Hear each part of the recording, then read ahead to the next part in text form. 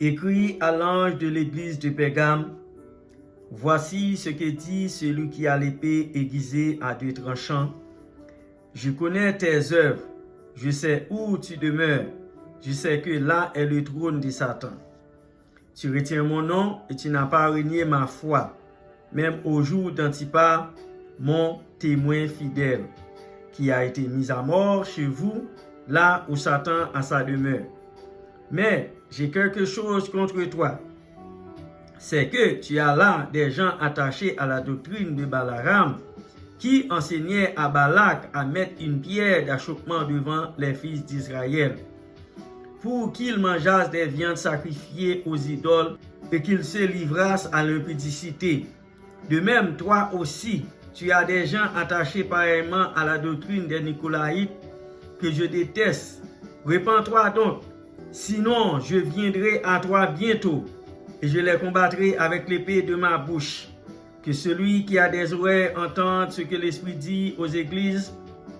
À celui qui vaincra, je donnerai de la manne cachée et je lui donnerai un caillou blanc et sur ce caillou est écrit un nom nouveau que personne ne connaît, si ce n'est celui qui le reçoit.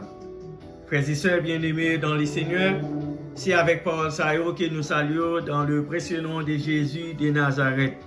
Mais bien-aimés dans le Seigneur, Pergame était une capitale administrative d'Asie mineure, dont les habitants adoraient plusieurs dieux païens.